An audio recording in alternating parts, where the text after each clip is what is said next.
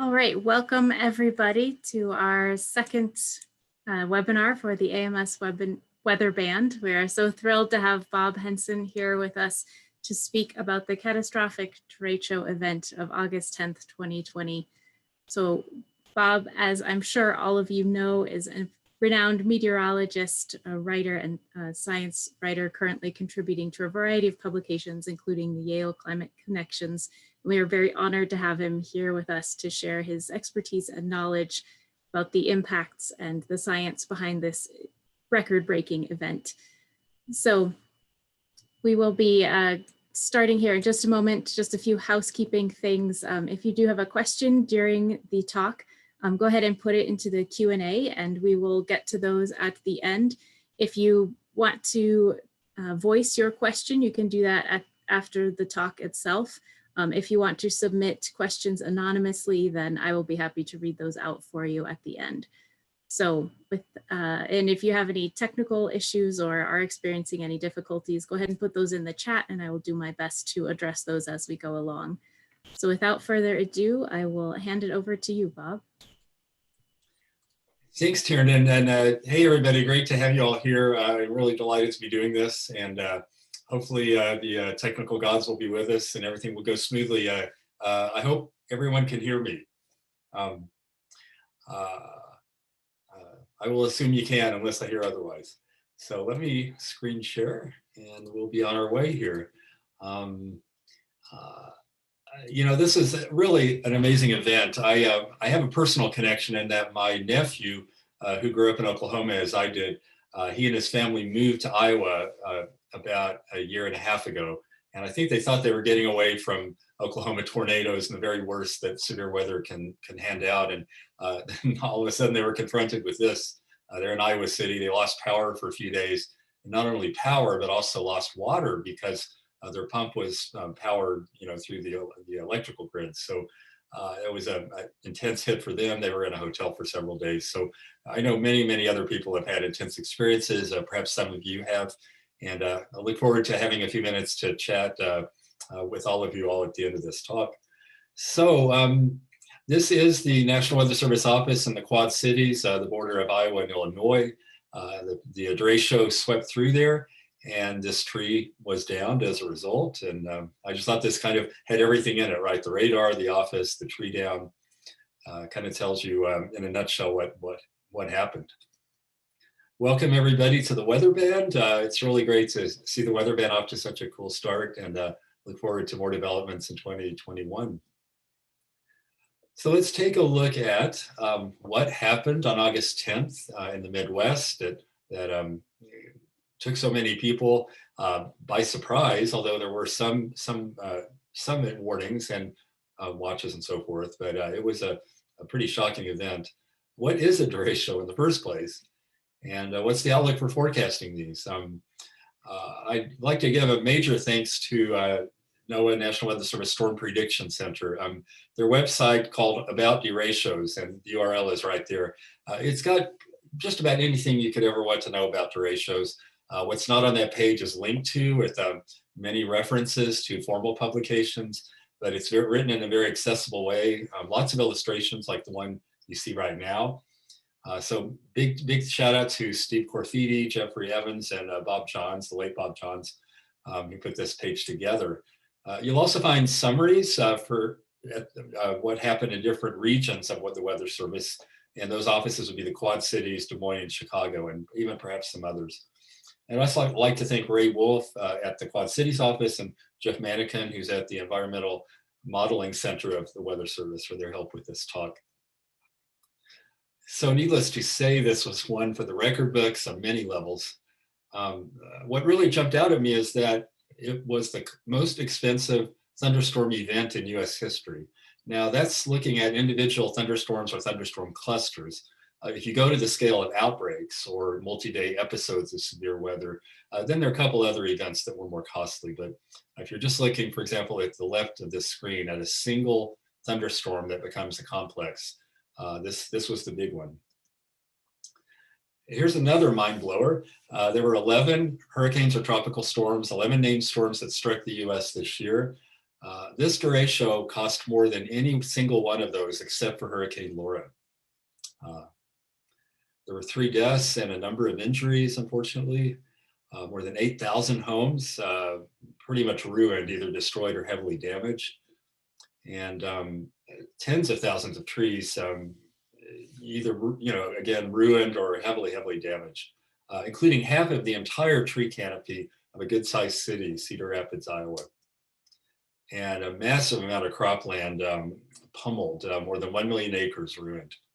So all these together, it's just a major event, and you can see why this may have outdone some hurricanes, because say a weak hurricane category 1 might hit the coast and really intensely affect a pretty small area, and this just rampaged across a large chunk of the Corn Belt.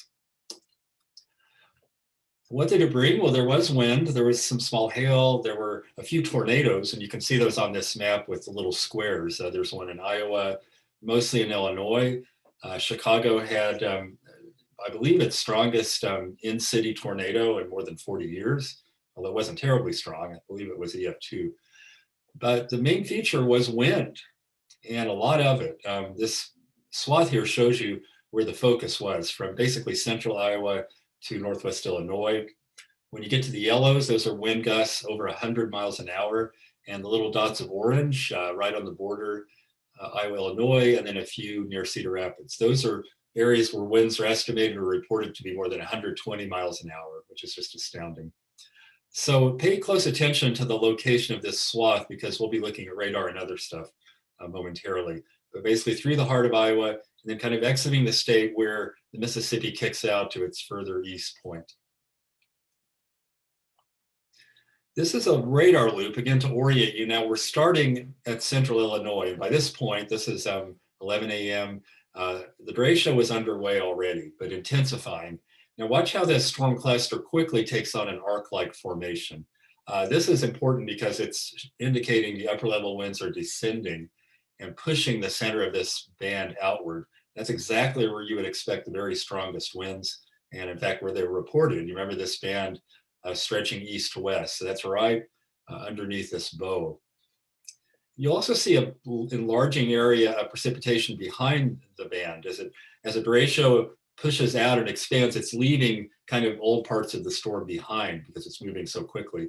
So you get this broadening swath of lighter rain behind the main derecho. Well, as we saw a moment ago, severe tree loss. This is a state park in Iowa where they already went to town to taking down the trees that were a mess. Here's an uprooted tree in Fulton, Illinois. Many uprooted trees. I'm sure some of you have seen photos online of that, if you haven't experienced it personally. I spoke with Emma Hannigan, who's a forester at the Iowa Department of Natural Resources, and she said she'd never seen anything like this. And it's going to take decades, really, for some of the tree canopies to come back to where they were. Crops took a major hit. There's a pretty much destroyed cornfield on the right. This was not only because of winds, but in some cases, small hail embedded in the winds. It's essentially like pellets, pushing the corn down on top of the wind. A really unusual impact was on these silos. Occasionally you'll get a tornado or a downburst that takes out maybe several of these silos. There were many of these taken out, 300 million in damage just to the silos, the physical structures. And a tragic aspect is once the farmers have harvested their grains and put them in the silos, these grains are no longer covered by crop insurance because they're not growing, they're not in the ground. So those are losses that'll have to be recovered somehow. The Iowa State climatologist, Justin Gleason, told me that you'd be hard pressed to find a path that could cause more destruction. And that was because of the location and also the time of year. Just a time when the crops were really sensitive to this kind of damage. Now let's take a video look at what happened. And I'm going to look at 3 excerpts of this amazing video, which you can find on YouTube, and there's the URL. We'll look at several points in this roughly 30-minute video. And keep in mind that a typical severe thunderstorm, you might have strong winds for 10, 15, 20 minutes, but they'll generally peak pretty quickly and then fade out. And that's not what happened here. Of course, you can hear the weather radio in the background. as you can at my house many times. You see there's some winds, probably 20, 30 miles an hour. Notice that the sky does not look particularly ominous. You wouldn't tell from looking at the sky that this was going to be as intense an event as it was. It's just a gust. Yeah, just a gust.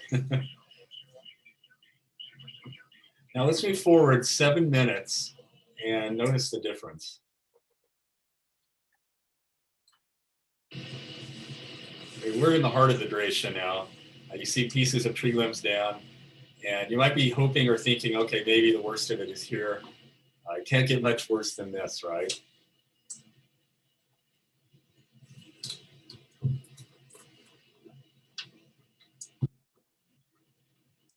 Well, this is kind of getting worse. Okay, let's go forward another 7 minutes. And it looks not really worse than what we were looking at, right? Maybe things are settling down. Right, here comes another pulse.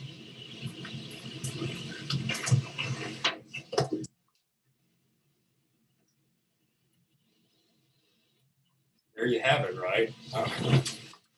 This street is being ravaged by high winds.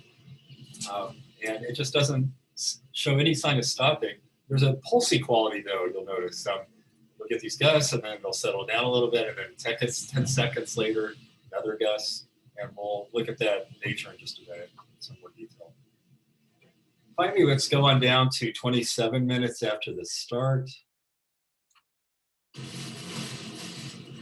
Now you can see it's raining more heavily, so you cannot see as much of the detail in the backdrop, but there's very little left of what was once in this area. I'll go forward a little bit more. I think the rain's pretty much obscuring things, but you just don't see much evidence of intact trees at this point, especially when we go back and compare it to what happened at the beginning. So just imagine the next day looking out and your street is just transformed, and not in a good way.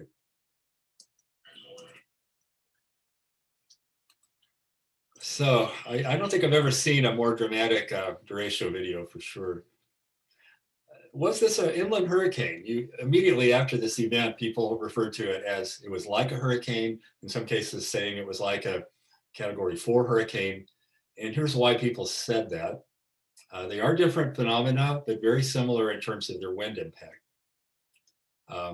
Top gust in this event was 140 miles an hour, and that was estimated by the Weather Service based on severe damage to an apartment building in Cedar Rapids. The top observed gust was 126 miles an hour. So how does that compare? Cat 4 hurricane will have top winds of 130 to 156. So at first glance, you might say, oh, this really was like a Cat 4 hurricane. However, this is the top 1 minute wind in a hurricane. When you hear sustained winds, it's referring to the average wind over a whole minute.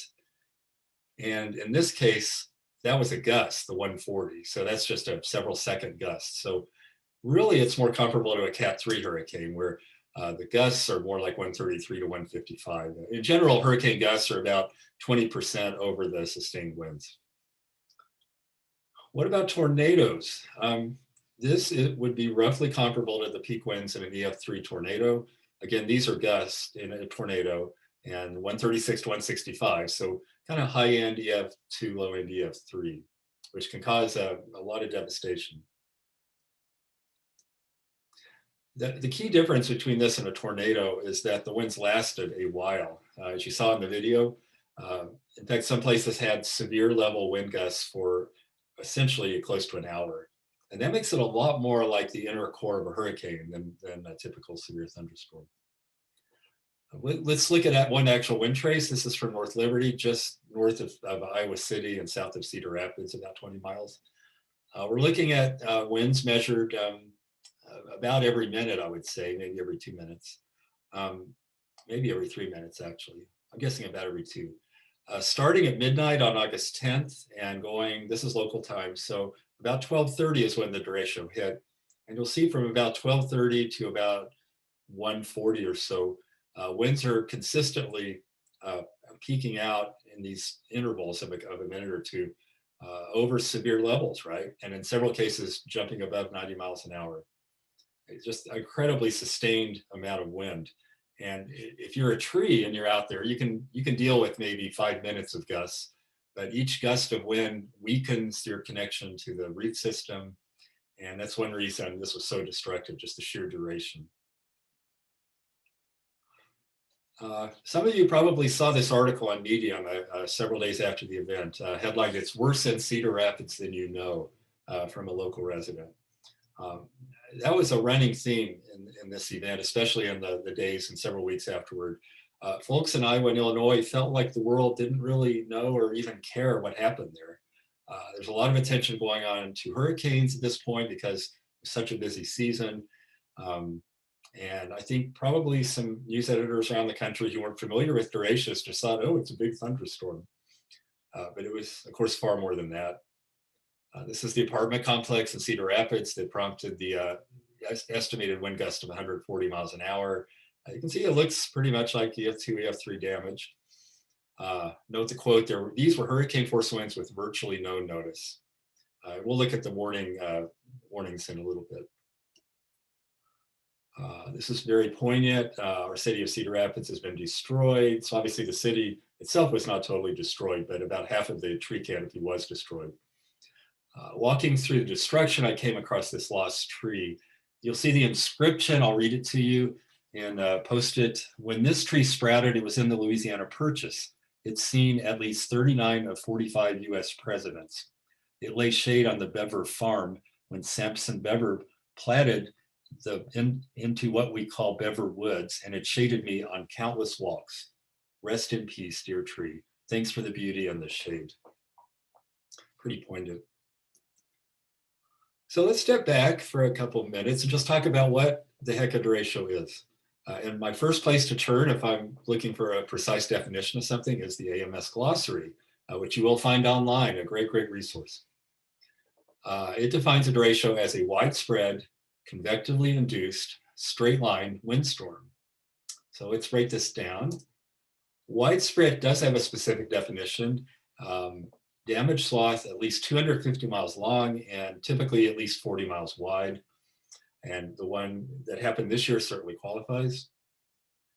Convectively induced, that essentially means related to a thunderstorm. Convection is upward motion related to hot air below, cold air aloft, and we use it as a shorthand for thunderstorms.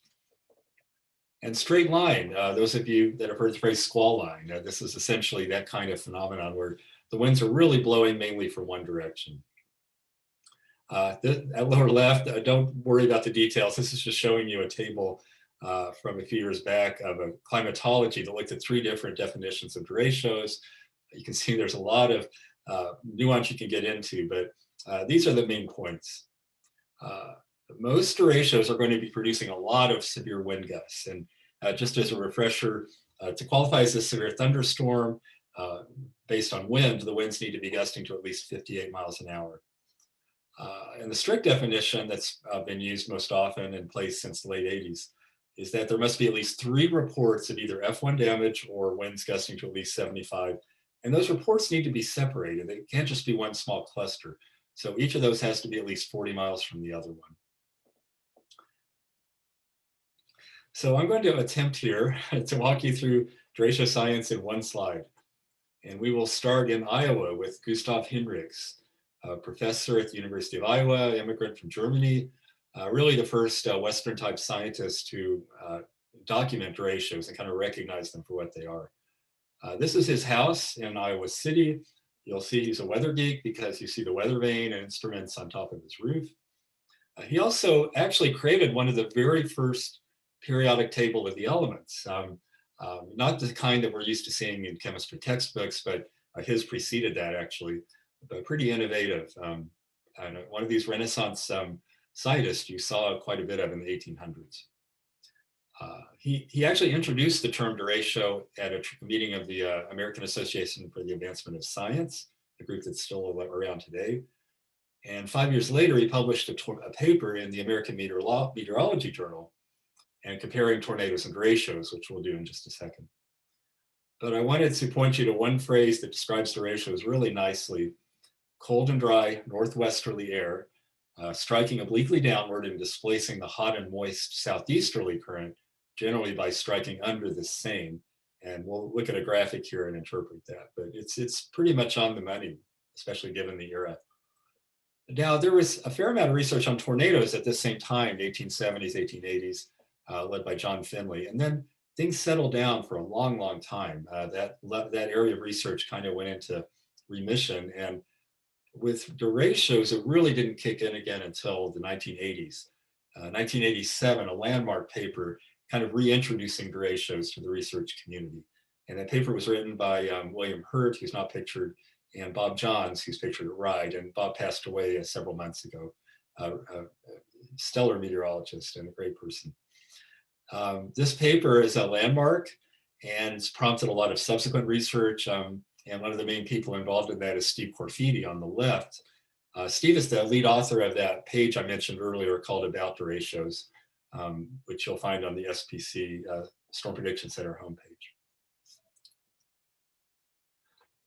So let's look at a little more detail at how these things form. And this is essentially a summary of the radar loop that we saw earlier, actually starting in this case at 8 a.m. with the first of the storms that became the derecho. And you'll see at first it's kind of a clumpy cluster, and it eventually becomes more of a line. And then you've got the bow kicking out, which is really key to those high winds, and a great marker of the high winds. Now we're going to look at a slice. So if you imagine a line going through here, east to west, and then you tilt that line upwards, you're looking at a cross section. And you can see down in the bottom of each of these panels what becomes the bow echo that we see up at the upper right. If you're looking aloft, what's going on is a thunderstorm cell forms, a cluster of thunderstorm cells. And then those essentially get pushed out by very strong downdrafts that set up, partially enhanced by upper level winds, and partially driven by all the precipitation and cold downdrafts that descend on their own accord. And this just becomes a self-generating process, self-perpetuating, and strikes a balance in a sense that keeps it going sometimes for hundreds of miles. Let's take another look at it. And this is similar to the left panel, but showing you how as cells form along this leading edge, which is racing eastward, kind of leaves old cells behind. And this is why you get the expanding region of lighter rain behind the derecho, as the derecho itself just screams forward. You can kind of see it on the radar loop above. You see the green areas behind each of the bands. And we saw it a little better actually on the animation earlier, where you saw this expanding swath behind the main line. And also the tornadoes that developed mainly in northern Illinois were embedded in this cell for the most part. Not particularly long-lived tornadoes, not the supercell type tornadoes we usually see. So speaking of tornadoes and derechos, what's the difference? Well, you can actually spot one difference right now if you look carefully. Tornadoes is spelled with an ES and derechos with an S.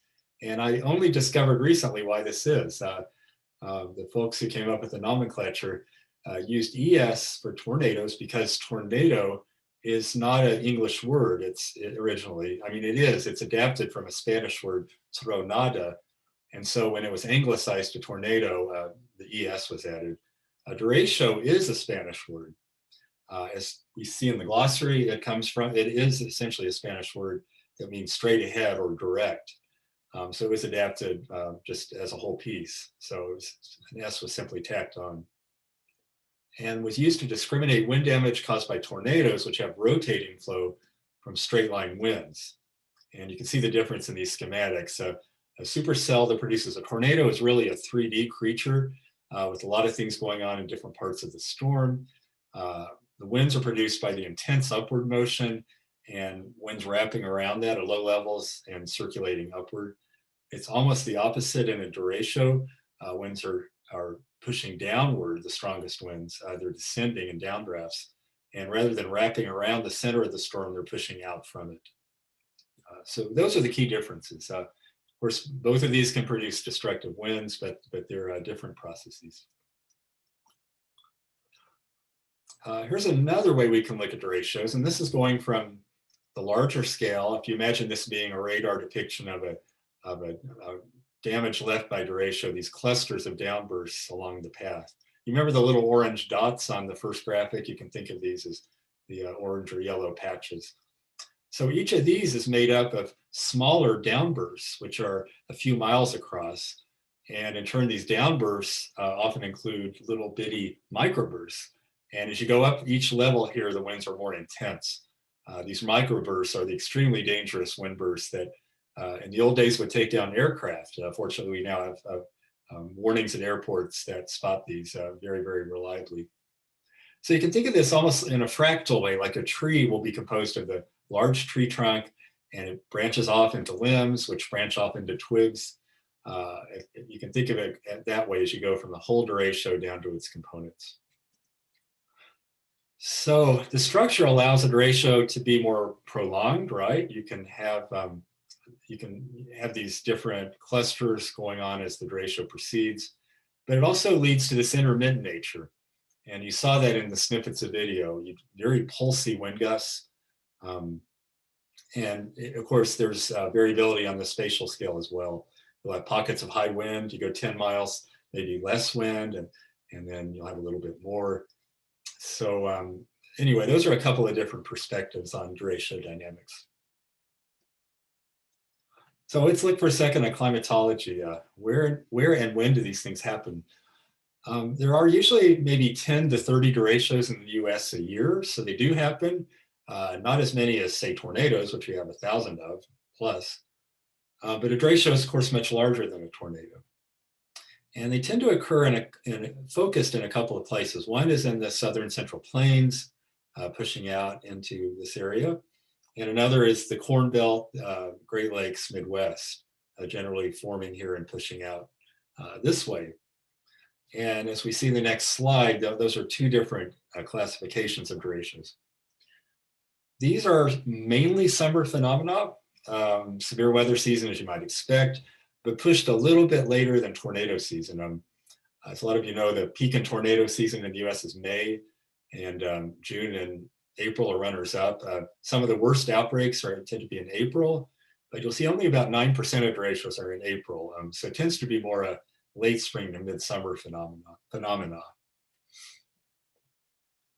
And as for where, this map shows you two main zones, as we just saw. One of these is in the plains, and those are called serial derechos, and they tend to occur along long line segments, and they don't necessarily extend out as far to the east as the other type, which are progressive derechos.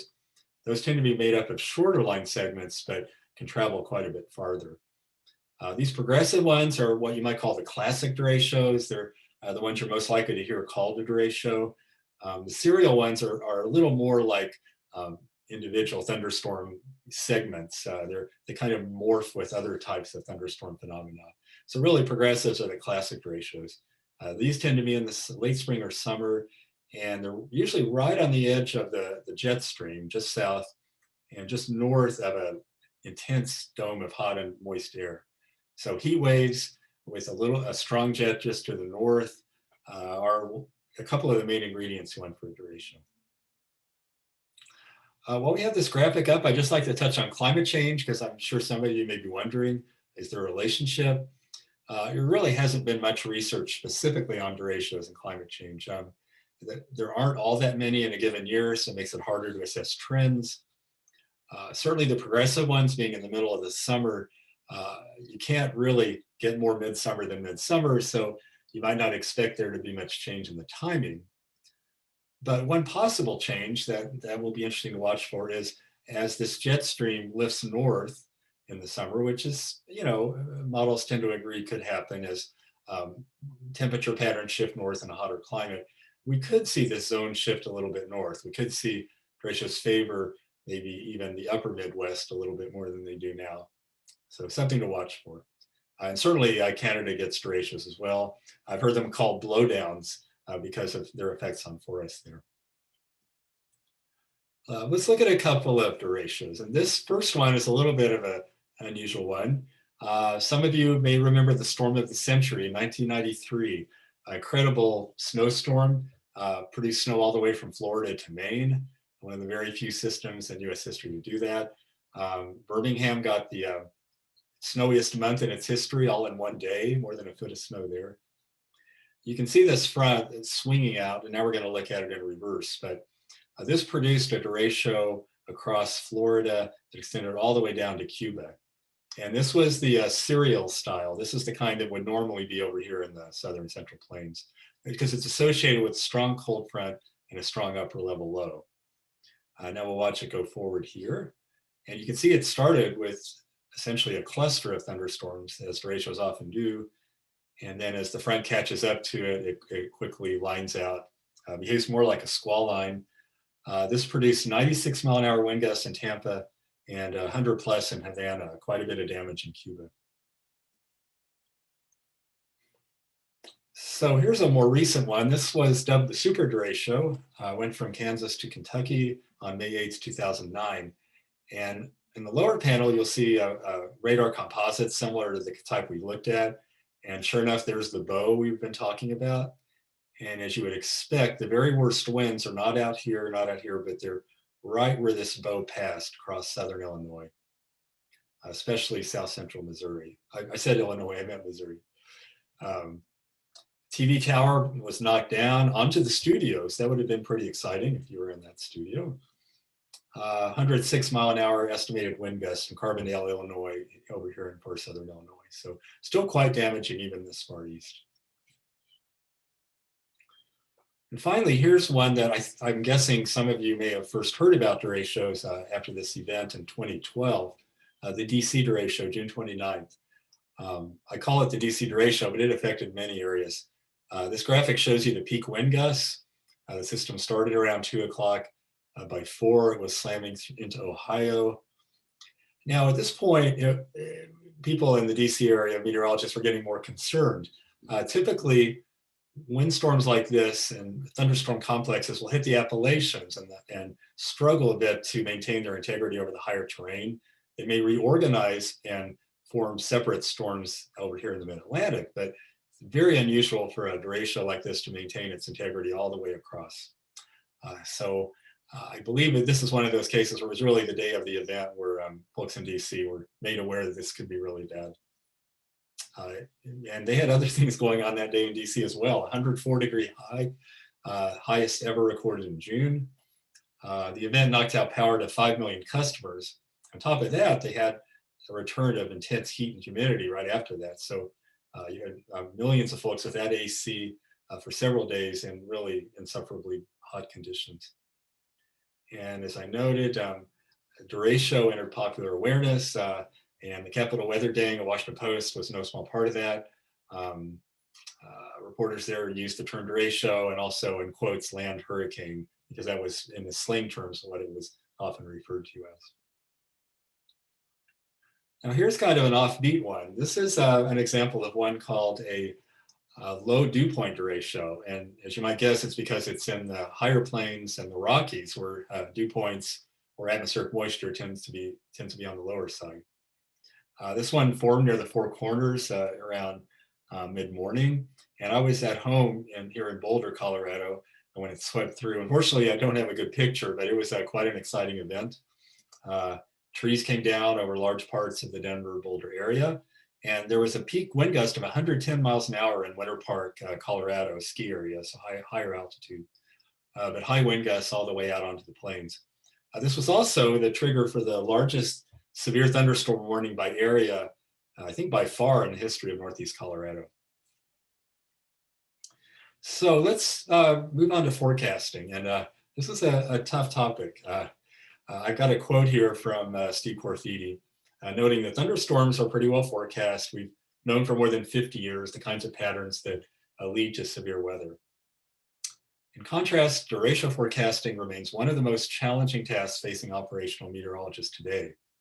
And that's in pretty steep company, right? You've got thunderstorms, severe thunderstorms, tornadoes, hurricanes, blizzards, but derecho is up there with some of the toughest things to forecast.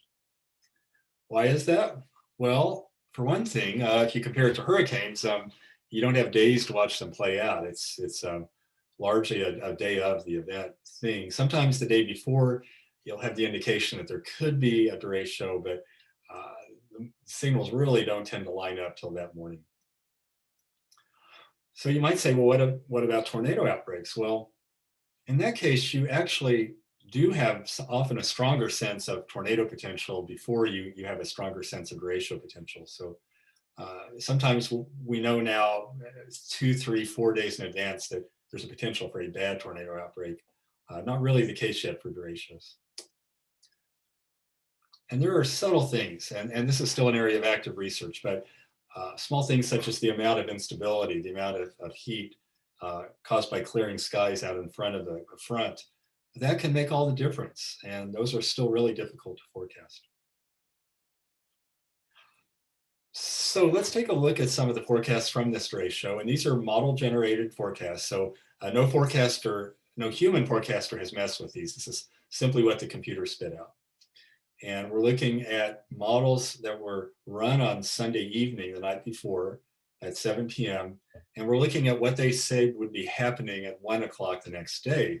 As you can see in the lower right, this is observations. This is what radar looked like. And there you go. It's right over Cedar Rapids, Iowa City. This is near the peak of it. But look at some of these other models. And mind you, these are really solid models that do well in a lot of circumstances, but almost no storms in Iowa, a few scattered storms. There's one model here that did pretty well, and that is the HRRR, the High Resolution Rapid Refresh Model. And fortunately, this is the flagship small storm scale model that the Weather Service now uses. It gives data like this once every hour. The model is run once an hour, and it gives panels showing the weather every hour going out almost a day now, and some extensions recently. So the models, as you can see, predicted thunderstorms all right, but they really weren't sure where these storms were going to be, how strong they'd be, what flavor of thunderstorm they would be. So this is the night before, right? This is the morning of. This is at 7 a.m. And things are a lot different now. You can see again, here's where the derecho was. And these models have now kind of fallen in line, especially this is a high-res version of the National Meteorological Model. The HRRR is still pretty consistent. The HRRR was definitely the most consistent of all the models, and a good performer overall. Now let's look at the forecasts that are more connected to what the public would get and what stakeholders would get, emergency managers and such. And one of the key things there is what's called the convective outlook. I know many of you are familiar with these. This is the product that tells you whether there's a marginal risk, slight risk, moderate risk, high risk of severe weather.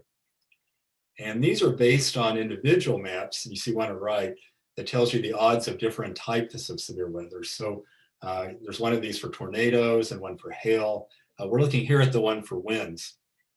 And what's kind of startling is this is issued the day before, about 24 hours before the peak of the derecho. And at that point, there was a sense of severe weather, but really more that it would be storms with high wind. A hail wind hazard may develop, but focus mainly in Kansas, Missouri. So if you're an emergency manager in Iowa, you would not be too concerned by this forecast. Let's go to the 1 a.m. update. Now you'll remember at 7 p.m., those models still had not converged at all on a solution. So it's no surprise that forecasters at SBC ramp things up a little bit, but still not that high a chance of high winds in Iowa. Although I mentioned severe wind gusts would be the main threat if something happened.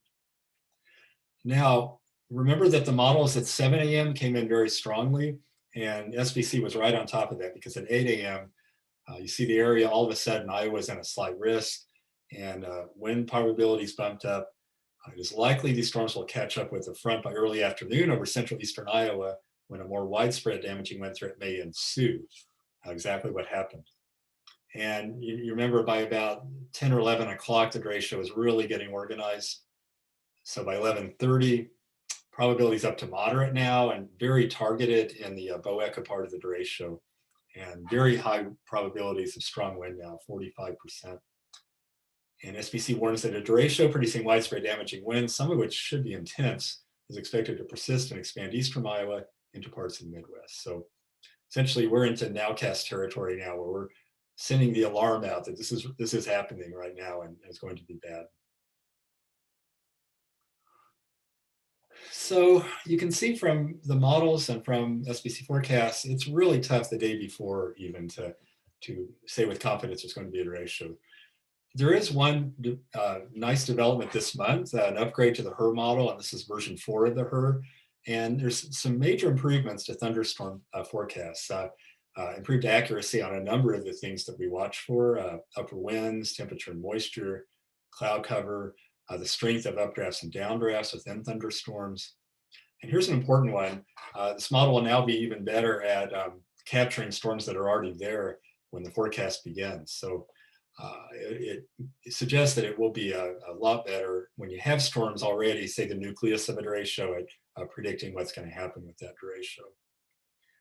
And just a bonus, we also will have an extra long run every 6 hours that's going to go all the way out to 48 hours. So I have 48 panels for each of those runs. So it'll be interesting to see how well these models can do going out to the next day, especially with something like a derecho. So nevertheless, this is all heartening developments, but it's going to remain a challenge to predict these things, again, even the day before with confidence.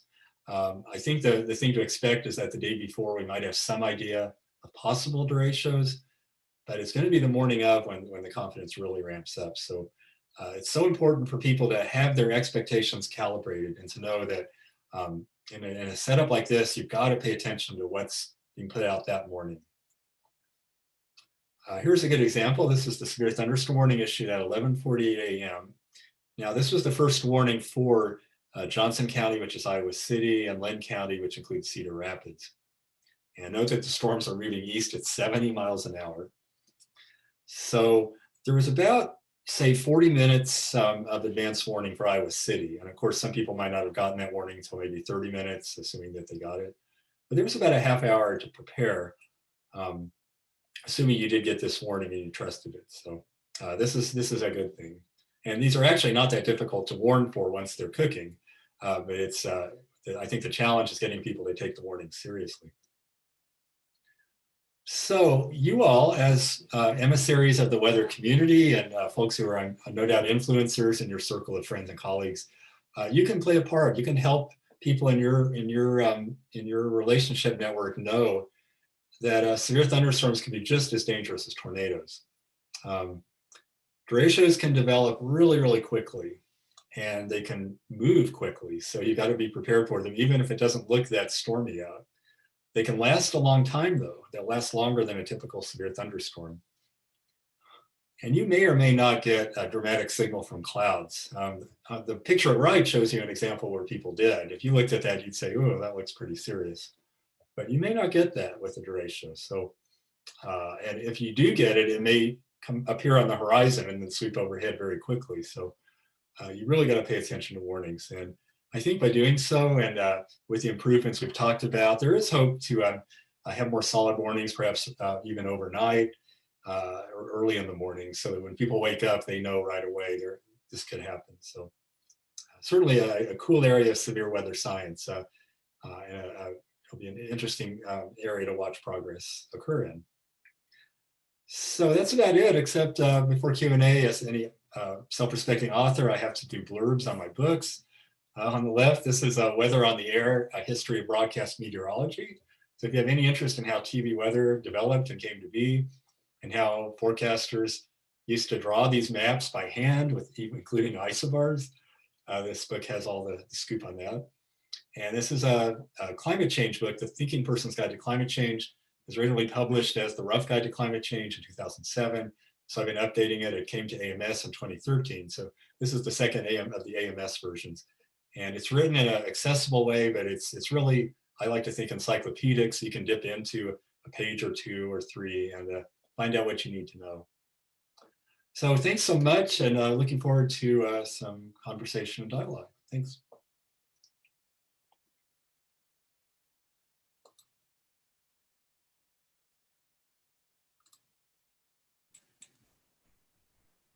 Thanks so much, Bob. That was a fantastic presentation.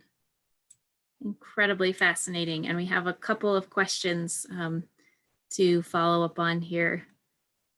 Cool. Let me get the Q&A rolling. Okay.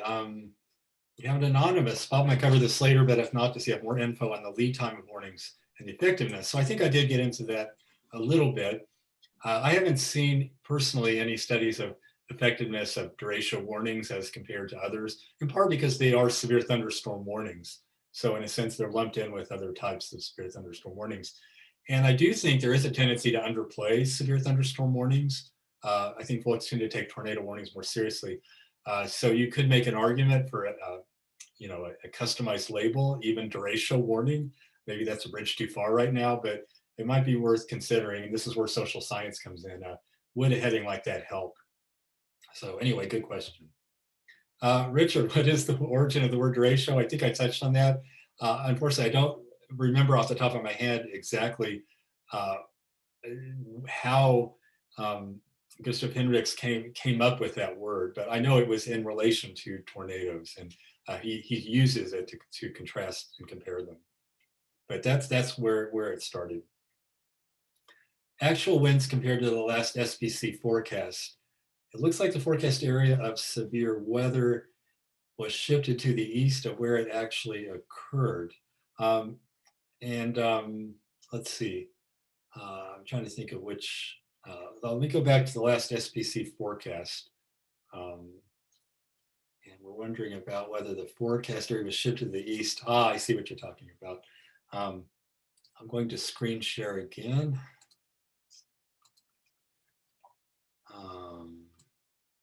Let me go to that slide. Okay, so I assume this is the area, the forecast we're talking about. Now, the reason for this eastward shift, I think, is because we are looking at forecast issued at 11:30. And by this point, the derecho was already fully formed and located here. Now, you'll recall the worst of the damage was in this zone. So it looks like it shifted east mainly because it extends east, I think. At this point, of course, it's difficult to say exactly when it'll weaken. And as we know, there was severe weather, including tornadoes and high wind reports all the way essentially to Lake Michigan. So this was definitely a good call. So I think this addresses the question, I hope so, as to why it appears there's an eastward shift, but actually it's simply moving along with the derecho itself. Okay, and there's one more here in Q&A that I see, or several more. Let's see. Soundings for that area, I don't have them handy. One thing that people watch for in derecho soundings is what we call elevated mixed layers. And that's basically when you have a strong amount of instability between the hot air near the surface related to a heat wave, but cold air coming in aloft, and you want that strong level of instability. Let's see, a question from Wendy Abshire. Which severe weather indices are monitored the most? That's a good question, and I can't speak for SPC. I think certainly CAPE is one thing that's watched for. The configuration of the upper jet, I believe. I wish I could speak more to that. It's actually a really good question. I'm more familiar with how they're now cast, really, I would say, than the specific things with derechos that are looked for. And as you can see, really, there wasn't much discussion of, derechos per se in those SPC forecasts till the event actually started to form. There is some caution often with going to what we might call the D word, although occasionally you'll see it mentioned in the day before. But I think when you see these fast-moving squall lines, especially I would say if models the day before are showing bow echo-like features, that's a pretty good clue that derechos are possible. So I think more and more, rather than indices, it's looking at what these small storm scale models are telling you. So here's Sean Sublette. Hey, Sean. How did the HER 2 meter wind speed verify? Unfortunately, I'm not set up really to call those up. I'm pretty sure they were calling for high winds. I don't know that there were many forecasts of winds over 100, if any, in the 2 meter wind speed, but I seem to recall that there were forecasts in the HER well into the 60, 70 mile an hour range. Kimberly Roberts, hi Kimberly. What are the main ingredients necessary to differentiate between a typical squall line and a derecho? That's a really good question. Derechos are marked in large part by having this bow feature, by the speed of their motion. A typical squall line may move at about the rate of the upper winds or even a little less. A derecho is going to zip along more quickly than the upper winds. So that's one important distinction. The distinctions get more fuzzy when you go into southern central plains during severe weather season. You might have kind of a compact derecho that is not too different from what we might just call a squall line. So that's a good question and something that researchers are actually, I think, still debating. Mark Kramer, hi Mark. What is the largest diameter hail recorded with the derecho? That's a great question, and I do not know the answer to that. I don't think it was in the 2020 event, though. There was not much very large hail in this event. I think perhaps the super derecho had larger hail, but again, I'm not 100% sure on that. But by and large, derechos are not structured to create large hail. To get big hail, you need a distinct cell, typically part of a supercell, so that the hailstones can go around the storm and kind of spin around the updraft and start to fall, and then build up and get larger, and then start to fall again, and be propped up by the updraft and finally fall out. A derecho is just not structured like that. It's being pushed along very quickly. So you don't have that localized focus to create large hail. But it was something I thought about in preparing this talk, so I might have to dig into that. Pierre Swick, hi Pierre. Why do the straight line winds of derechos not produce the helicity that creates tornadoes? Well, sometimes they do, and as you saw, there were, I believe it was 10 or 15 tornado reports at this event.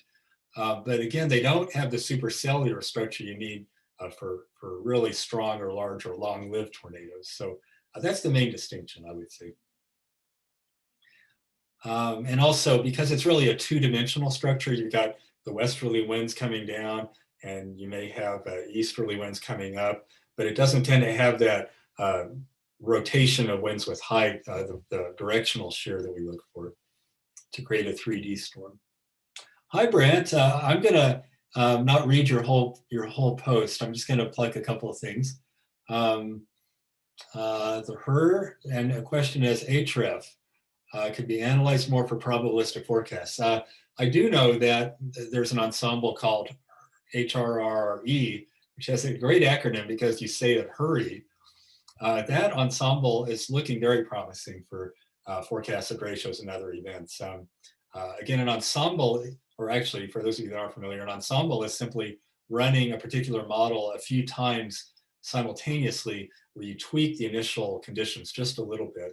So that gives you more of an array of what might happen. And if all the ensemble members go one direction, that gives you more confidence. And if there's more divergence among the members. So I'm pretty sure that the hurry is going to be one of the main tools for that.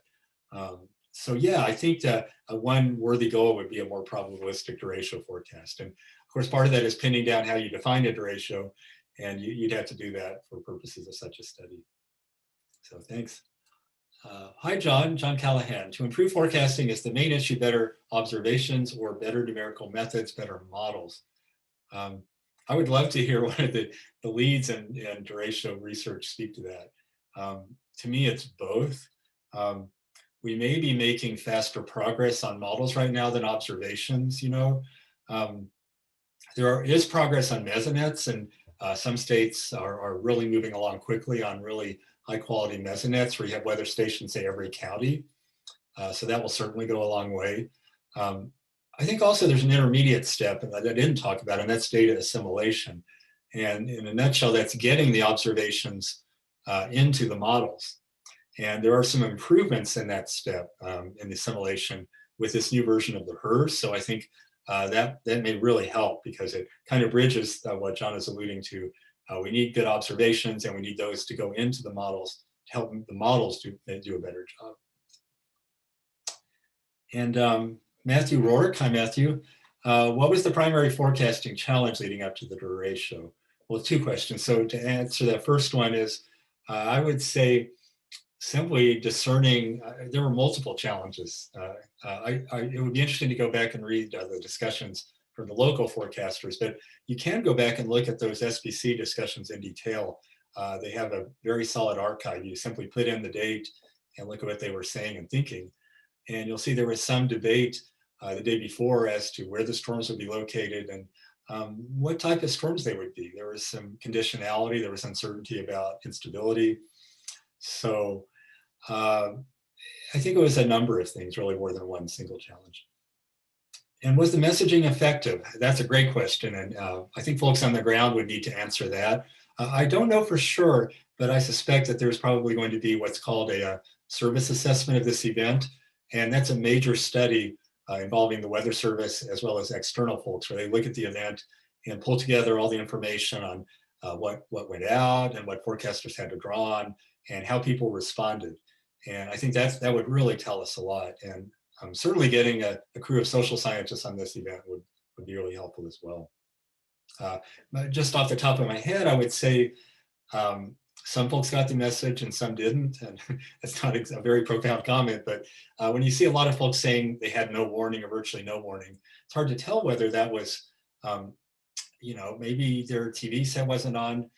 Perhaps they didn't get the cell phone going off. But one thing I should note is that typically the emergency activation system on your cell phone is for tornado warnings and flash flood warnings, but I don't believe they are for severe thunderstorm warnings. And I don't think there's an option to have that flipped on for a derecho. So it's certainly possible that people's phones didn't go off in the same way that they might have gone off for a derecho or they would have gone off for a tornado warning or a flash flood warning. That's an excellent question. Suzanne Slivka, is the terrain of the Midwest flatness a reason they occur here more often?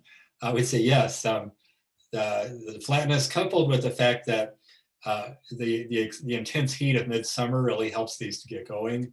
And so the boundary between that intense heat and fronts is typically up toward the Midwest rather than down toward, say, the South by the time you get into June and July. So I think that's why the classic progressive derechos are more frequent in the Midwest. Blaine Ryan, will or should we expect more derechos as a function of climate change? I did touch on that. I don't know, Blaine, if you were in when I had the slide on climate change. There's no real strong signal so far in kind of the modest research that touches on derechos. I would say mainly they may shift a little bit northward, or at least their domain may shift northward. There's no particular reason to expect them to become a lot more frequent. But this is still a work in progress. Even discerning, mapping out tornado outbreaks, we're seeing the science evolve right now. With tornado outbreaks, it looks like they're already becoming less frequent, but tornadoes are more numerous within the outbreaks. Derechos are a different beast, so we don't really know. Question about insurance company. How often an event of this severity tends to occur? This was pretty much high end. I probably only been, this is the most expensive on record. So I think it's almost in a class of its own right now. Suzanne Slivka, you were at Utica. Oh my gosh, you experienced it. Wow. Oh, this is great. The park announced the approaching storm about 20 minutes in advance. Really glad to hear that. So it sounds like they responded to the severe thunderstorm warning. And I think being in Illinois, your forecasters had the benefit of the derecho already rolling for several hours. So I'm glad you're okay. It sounds like a scary event. Joseph Patton. Hi, Joseph. What do you make of a high-end event like this, not well forecast till the morning of the event? I think it shows you the limits of the science. Even in 2020, we still are reliant on a lot of things that just simply don't come together until the morning of. There's still a lot of chaos in weather. And by chaos, I mean that small things that grow into big things. And sometimes those small things in severe weather situations aren't there till the day before. And the ones that involve derechos can be the toughest, I would say. And Guy Walton, hey Guy. In my experience with derechos, they get U measurements. Sorry for y'all, this is getting a little technical. High dew points above 70. How much credence of high dew points? I think high dew points really are key and important. So the more moisture you have, the more heat. Basically, it's the really hot, really moist air masses. And especially if those can be put ahead of a advancing front and then it clears out. And essentially that's the same thing that could create severe weather in general. But for derechos in particular, I think having a large swath of that favorable air mass. So the derecho can just keep going once the upper level conditions are favorable. So thanks, Guy. I think that's it in the Q&A. And I see we're right at 2 o'clock. Any last requests? I hope you all have enjoyed this, and I certainly enjoyed it. And thanks, and I'll turn it back over to Tiernan.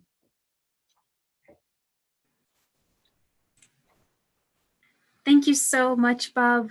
I can't tell you and thank you enough and how much we appreciate this on behalf of all of us and the AMS Weather Band. So with that, I will just say a huge thank you to you and all of our attendees today, and a wish to have a wonderful rest of your day. Stay safe, everybody. Take care.